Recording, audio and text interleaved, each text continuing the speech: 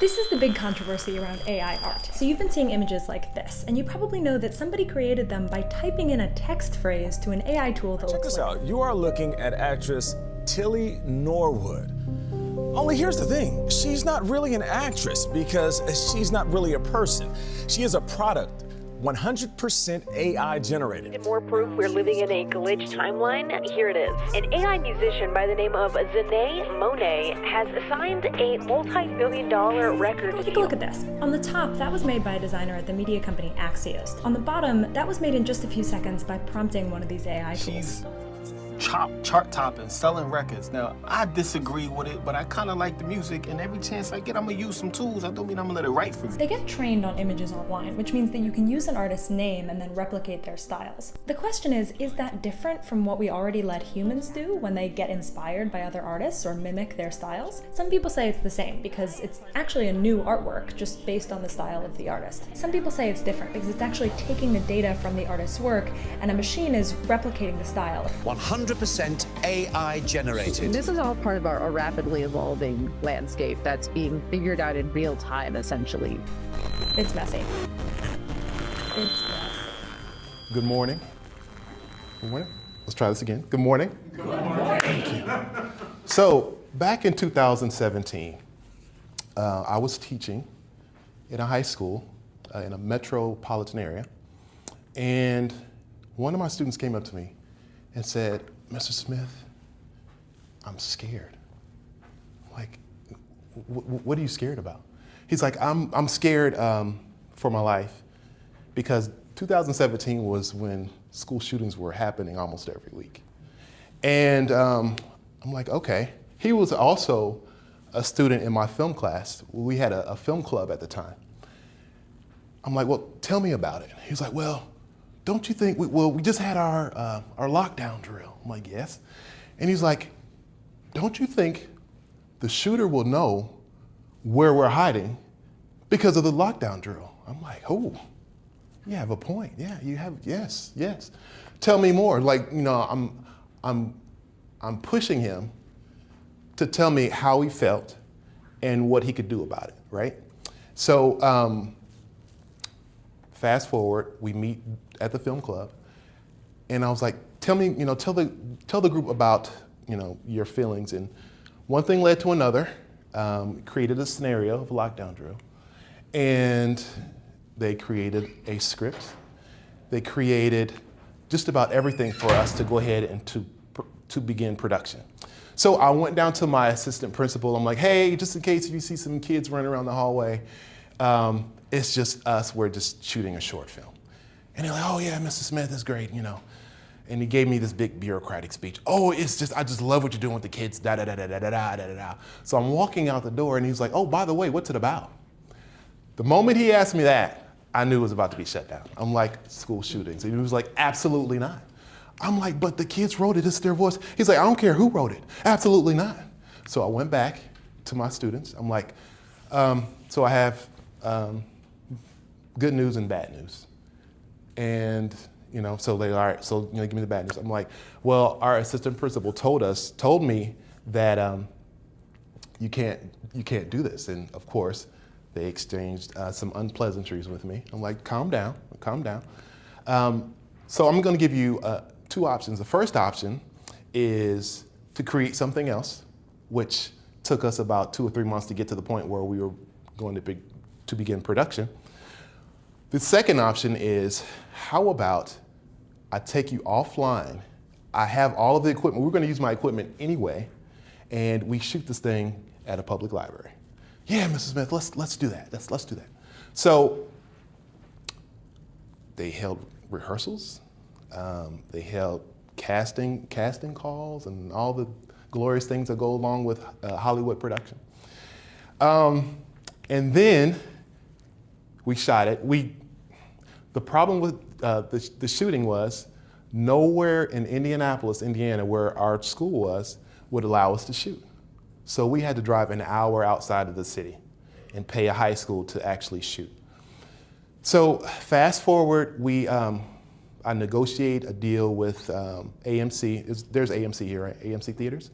Okay, so with the local theater, I'm like, hey, you know, can we come show this movie premiere? And they're like, yeah, absolutely. So standing room only, guess who was there? Raise your hand, somebody. Come on. Oh, and by the way, before we get into it, this is not a lecture, right? I know it said lecture on the thing, but this is a discussion. This is a conversation, okay? So who do you think was there? The assistant principal. Ding, ding, ding, ding. Oh my gosh, Mr. Smith, this is amazing.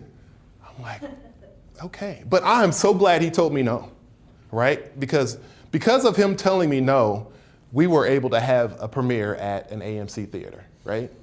And so from that, a couple of other educators outside of the district, actually at a university, was like, hey, can you bring this program to my school? I'm like, sure, tell me about your program. One thing led to another.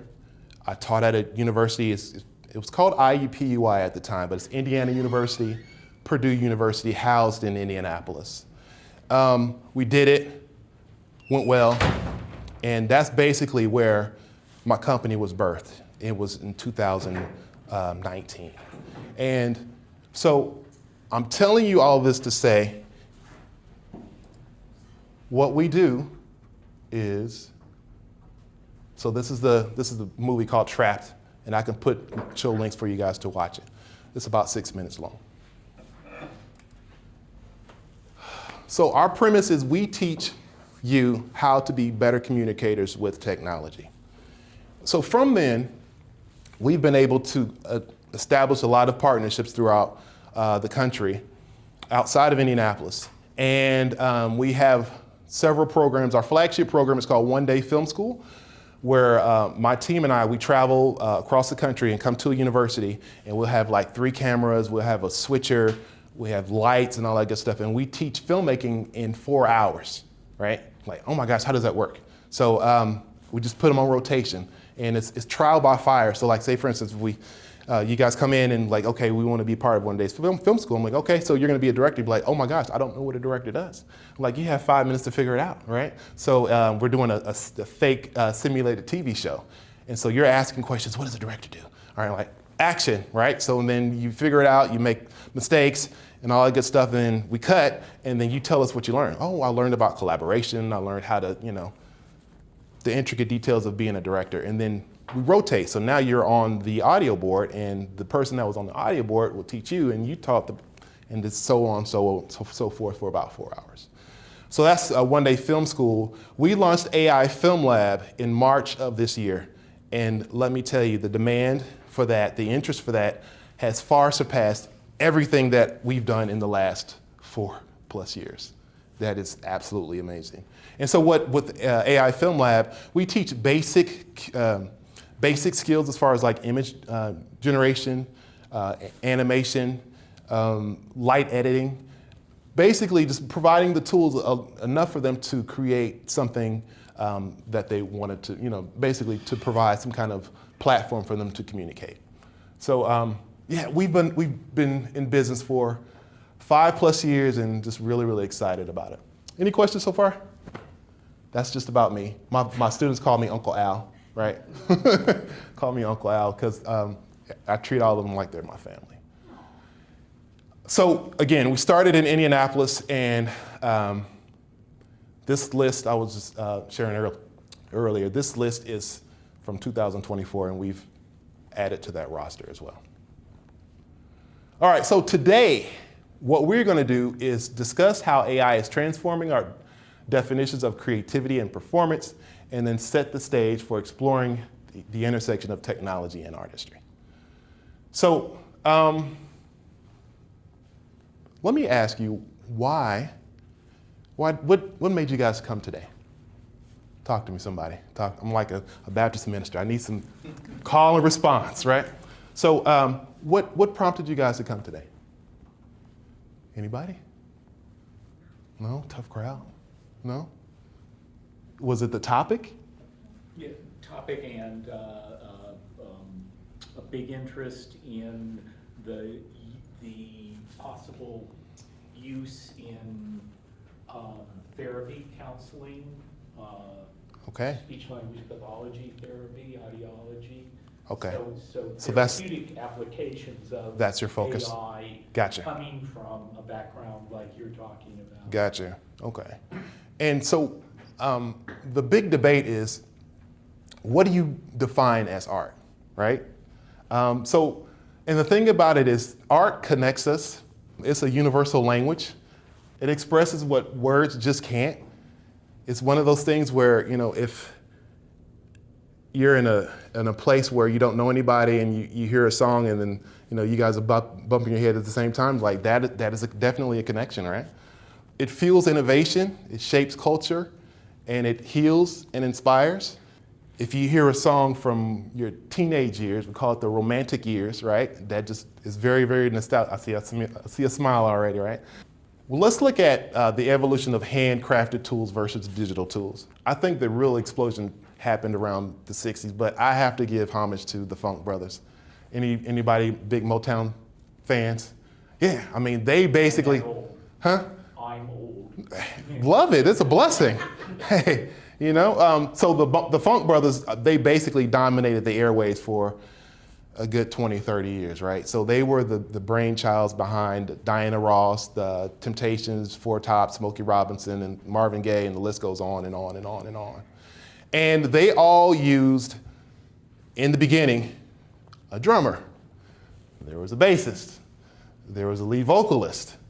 But now we look at, let's go to the 60s. So we have key inventions and we have notable artists. During the 60s is when the synthesizer came into play. And some of these artists received the same criticism that the artists today receive, as far as, oh, that's not a real piano. It's artificial. Anybody familiar with Abbey Road? You have the song Abbey Road? Okay, okay, love it. And then the drum machine comes on the scene. Sly and the Family Stone. So Sly just recently passed, I think this year. So he was one of the pioneers as far as introducing the drum machine, right? So now, instead of you have the drummer in the corner, he's gone. So now we move to the 80s. The 80s for me was like it, 80s and 90s. A digital audio recorder steps on the scene. That changed the game for a lot of things. You guys familiar with analog? Have you heard the term analog and digital? So analog is basically a tape, right? And it provides a warm feel for the audience. Digital, it's a digital platform, so it's more crisp. But this invention of the digital audio recorder made way for portable music players, all right? Did anybody ever have a Sony Walkman? Yeah. Everybody. Yeah. Did you have a Sony Walkman? Almost everybody. We move on to the 2000s, and during this time, digital sharing and streaming steps on the scene. So you have iTunes and Spotify, and let me tell you, that changed the music industry on its head. Artists weren't getting the same amount of money as revenue as far as what they were in the past, because everything is digital and it's sharing.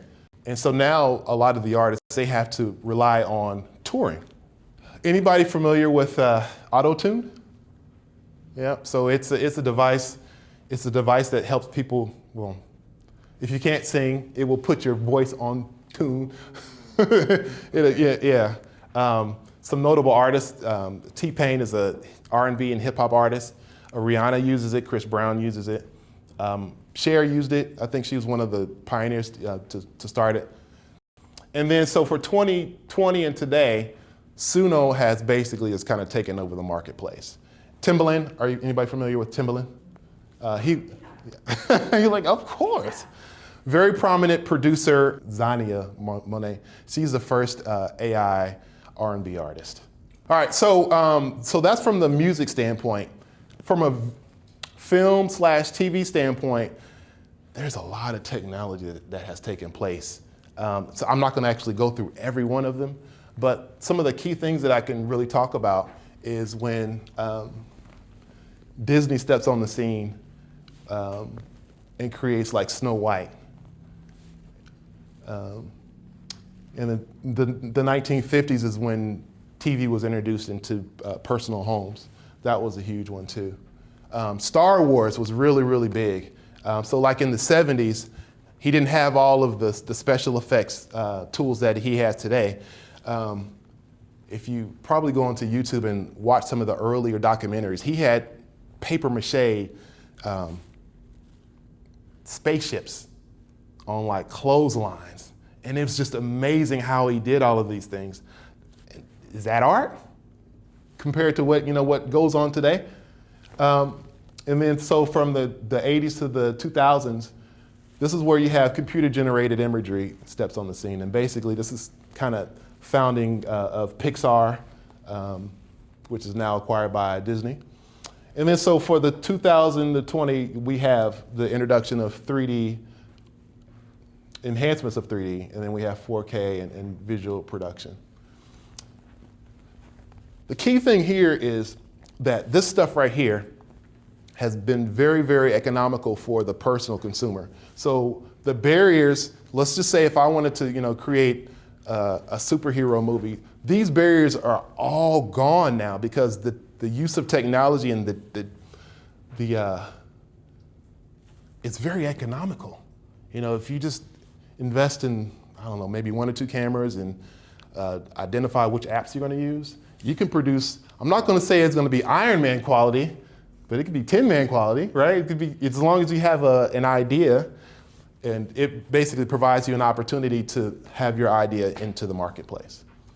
And so yeah, AI, VR, and real-time art has been a thing as far as where a lot of Hollywood studios are going. Questions so far? Oh, okay. All right. So, as you guys know, most of you guys are, I'm assuming, are part of the AI culture in some capacity, right? So we're talking in real time, right? And this chart is a theoretical model because there hardly isn't any data for us to use. But this is based on how the introduction of a new technology with society. So you start with early skepticism. So a lot of people are like, I'm not going to do AI. AI is the devil. Like if you have Siri, that is AI, right? If you have Google Voice, that is definitely AI. What's happening now is that it's being offered to the public in user-friendly formats, that's where a lot of people are scared of it, especially when we're talking about content creation. And that's where the ethical problems come. So is anybody familiar with social proof? Have you guys heard that term before? That coincides with that as collective stupidity. If you don't have an opinion, you're just going to adopt whatever's in your feed. And so that's basically where a lot of problems happen, right? So we feed the system of our preferences. So of course, if you're scrolling and if you spend so much time on one video, guess what happens? 30 seconds later, you'll see another video that's very similar. Another video that's very similar, very similar, very similar. So now what's happening is we're being trained with algorithms as far as what we like. And so we're being fed what shows up, and based on those videos and the opinion leaders, they're gonna tell you what to think. And that is where social proof comes in. The downside to that is the erosion of trust and credibility, where audience can't rely on something that's created by a machine. Trust in media, news, art, digital platforms declines as people question the authenticity and intent behind what they encounter. Has anybody seen any AI videos of some dead celebrities? All right, so a lot of Tupac, I'm a big fan of Tupac Shakur. I'm seeing videos of him and Biggie Smalls, Notorious Big, and I just saw one early with Bob Marley. They're sitting at a table, drinking Starbucks, something, And so that's where the problem is becoming, as far as like, where's that line, right? Where's that line? So the second bullet is lack of transparency can lead to audiences questioning everything they see and read, contributing to the skepticism and potential disengagement from important information sources. So again, where's the line? People are pushing back. Robin Williams, his daughter, is like, can you please take down any images of my father? Same thing with Martin Luther King. There were some videos floating of him at a comedy show, like cracking jokes and different things like that. So like, where does that line in the sand as far as what's sacred and what's not? I think it's up to each individual, but collectively, we need to figure out what's off limits. Feedback, question? Anybody push back on that? Go ahead. I do know that, I guess I read up on it, that there's a couple AI apps that like ban Martin Luther King from being as a prompt on there. Yes. And there's different things that's like banned on there. Okay. So those, for those that couldn't hear, she was saying that there are several apps, companies that are banning those images. Okay, so now let me ask you this. I agree with you. I've seen it posted. How many apps are out there that do image generation? Let's put a number to it. I would say hundreds, right? Hundreds. So okay, you're stopping the big ones, but now there's a hole in the marketplace. Oh man, I really need to create a Tupac video. Well, let me just go to another source, right? It doesn't stop it. It stops the bleeding for a minute, but then you're opening the marketplace for another app to come in and create those same imagery, that same imagery. Make sense? Also, there is a surge of illegitimate songs being added to existing artists' catalog. So just imagine, if you're a singer or whatnot, you've been in the market for 20, 30 years, and all of a sudden, you're at a barbecue and that's the latest Bob Dylan. Like, wait, I didn't create that, So just figuring out how to police that as well. Resurrecting the dead for likes.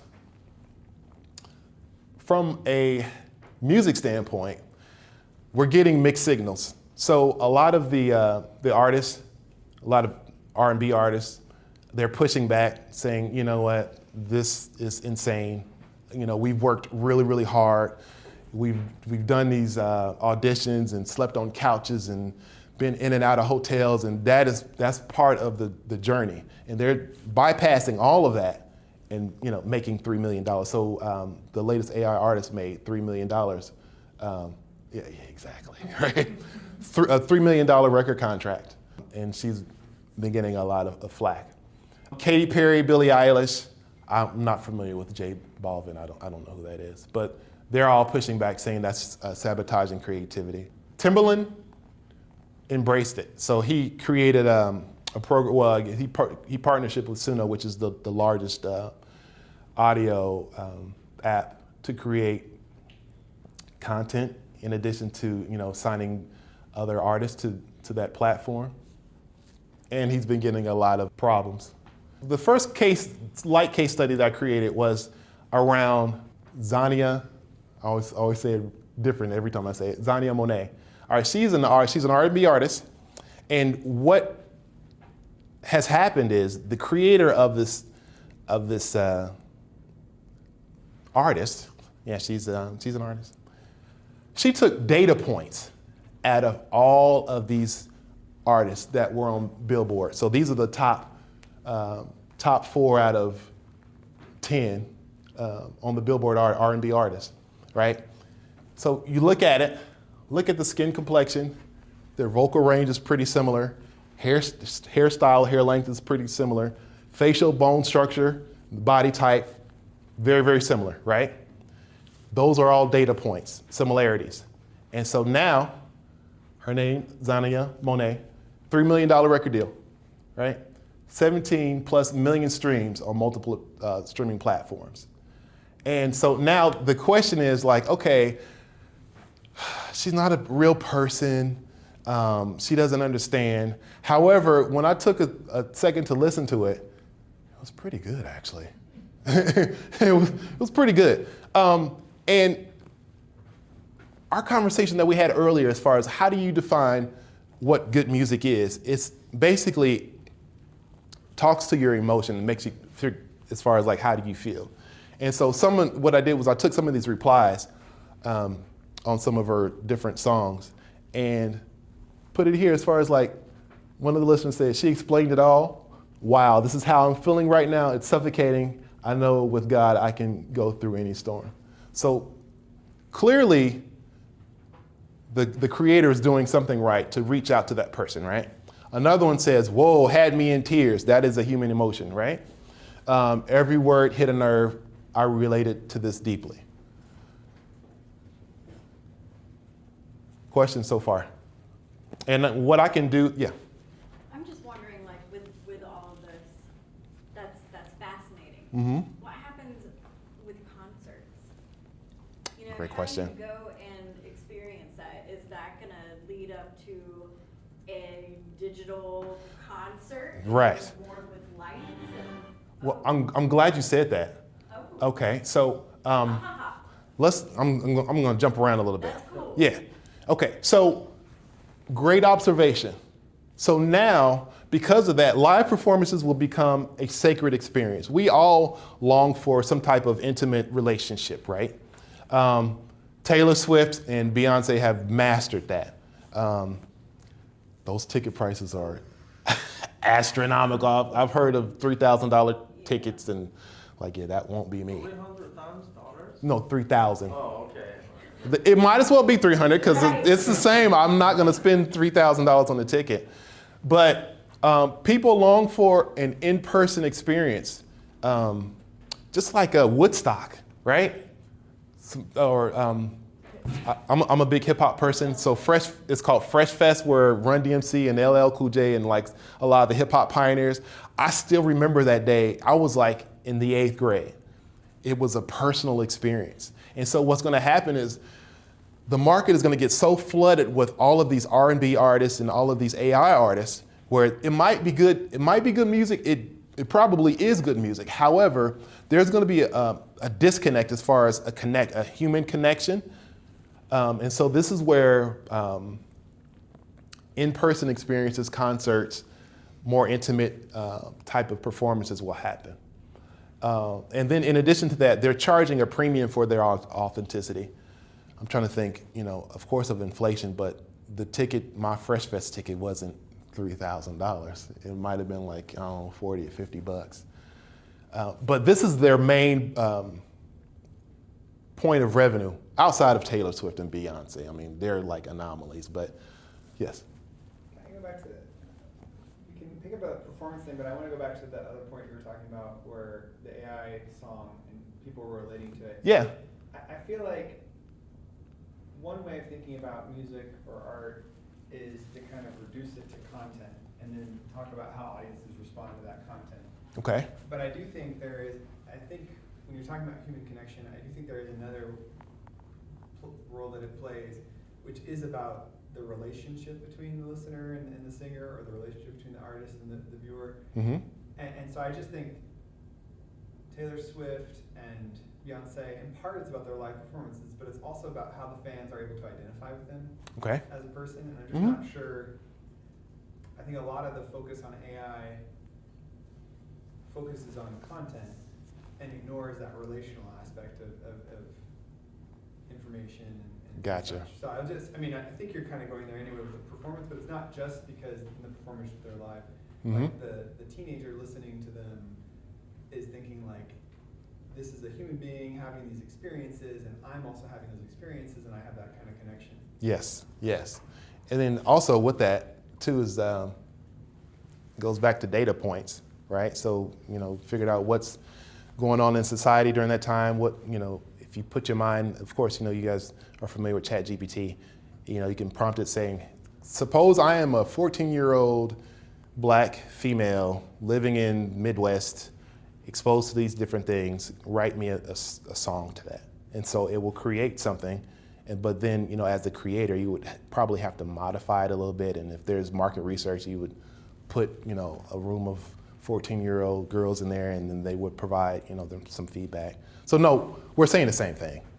Well, or not, because the data point approach is about reducing the listener or the singer to a kind of demographic or metric, but the way audiences identify with Beyonce or Taylor Swift is about biography. I got you.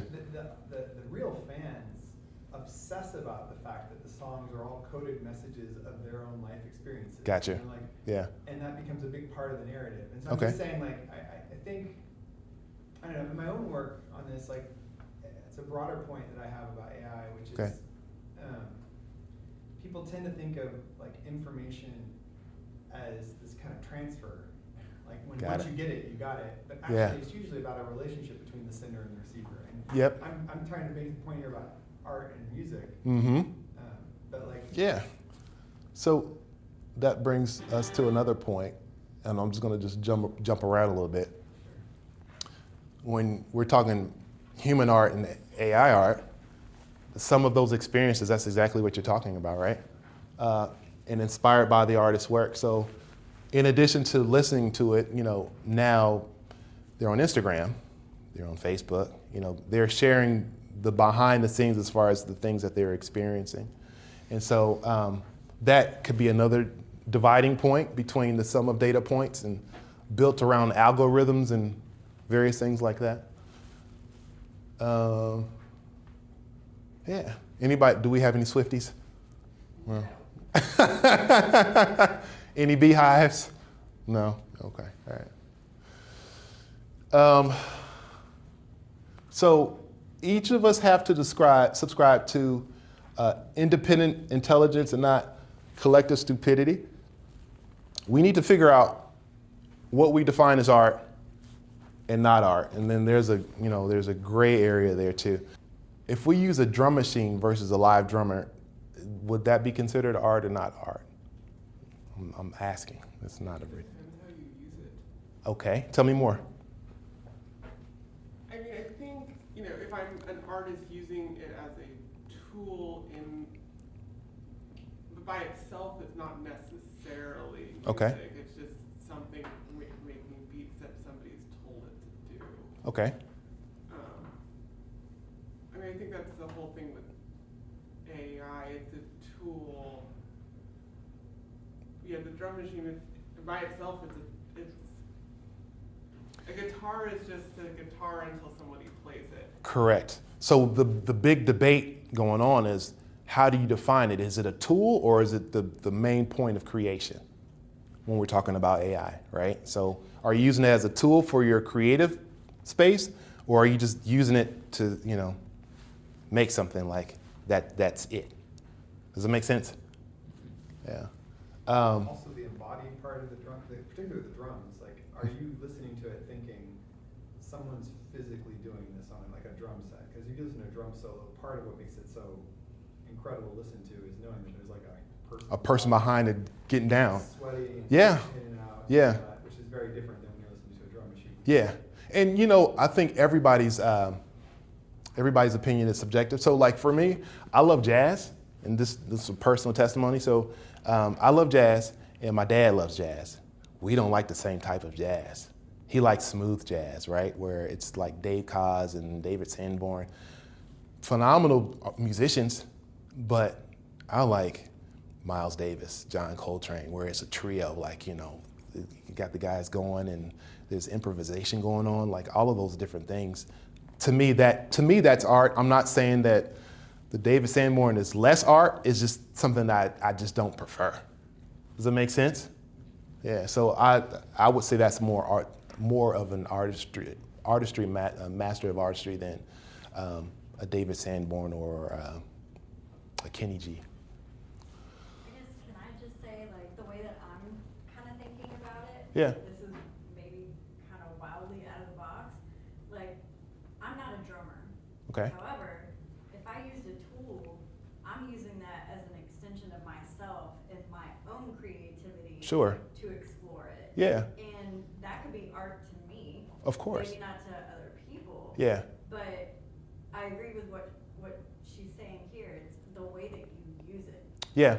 You know, I'm not necessarily going to go out there and try to make money off of it, but creatively, it is a creative piece of my art. Yes. That maybe I can go and explore. Yes.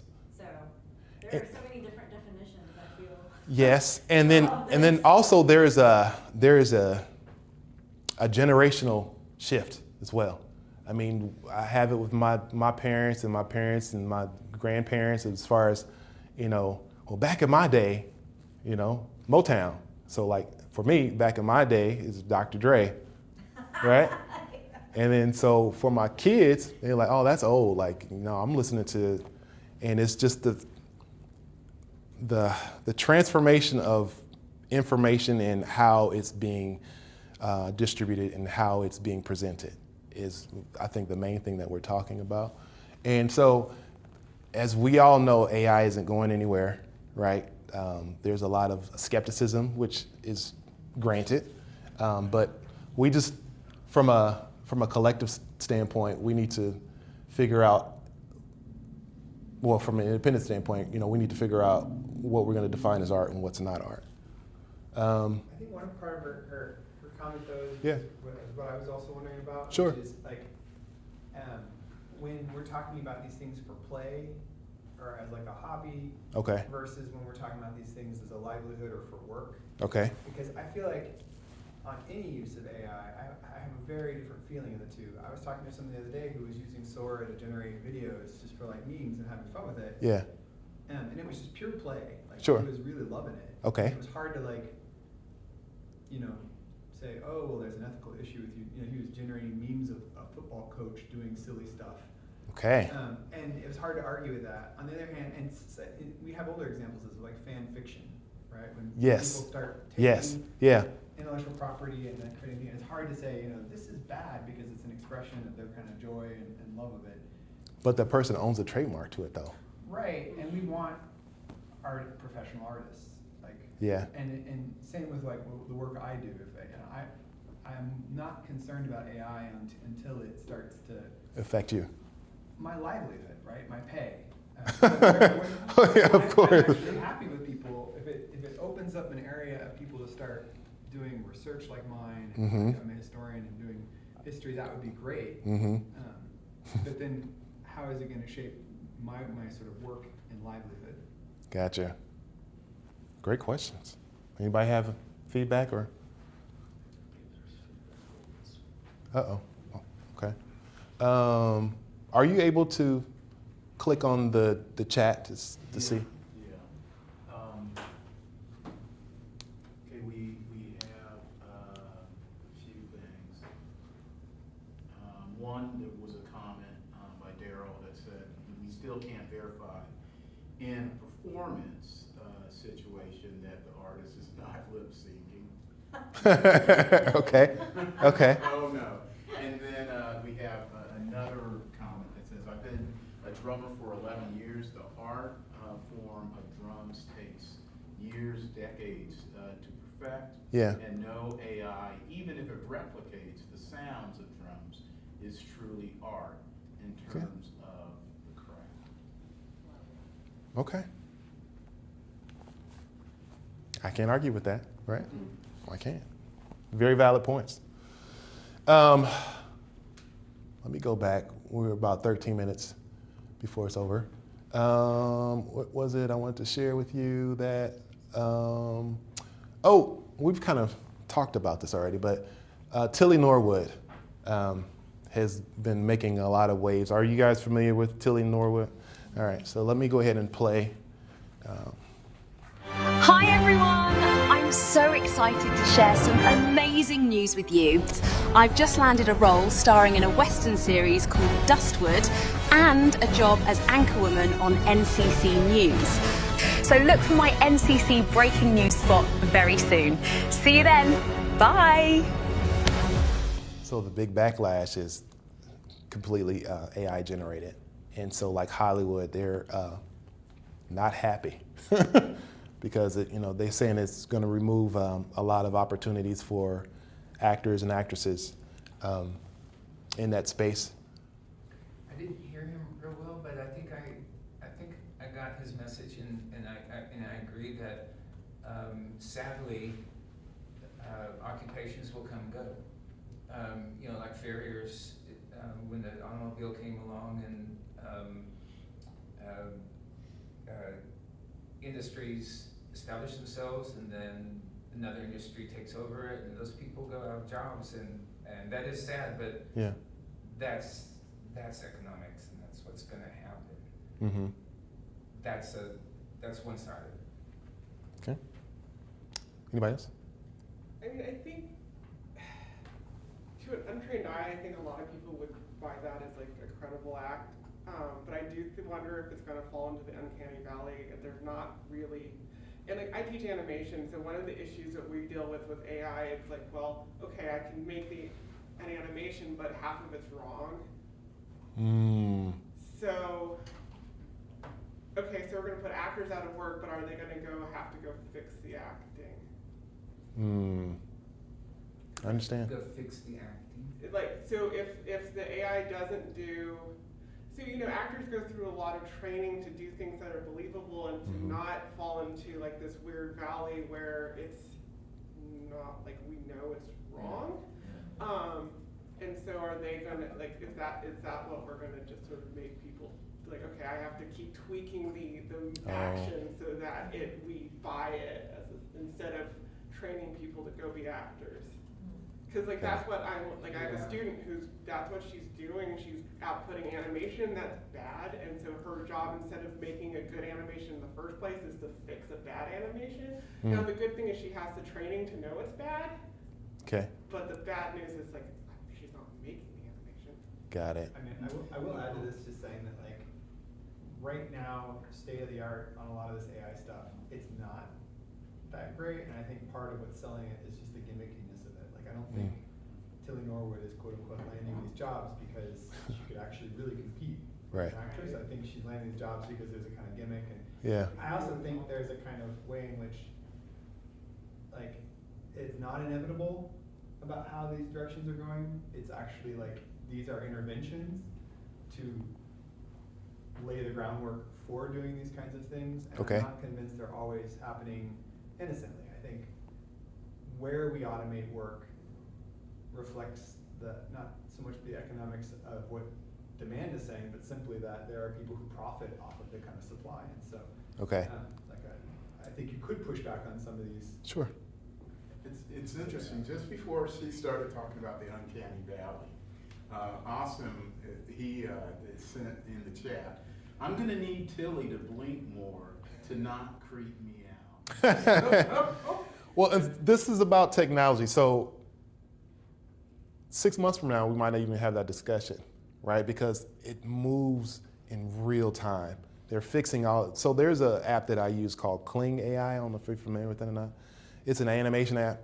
And for the longest time, you know, I would create it's called hyperrealism of actors and stuff. And if they would move their hands, they would have like 7 fingers, and then they would have 2, and like it just would just kind of just.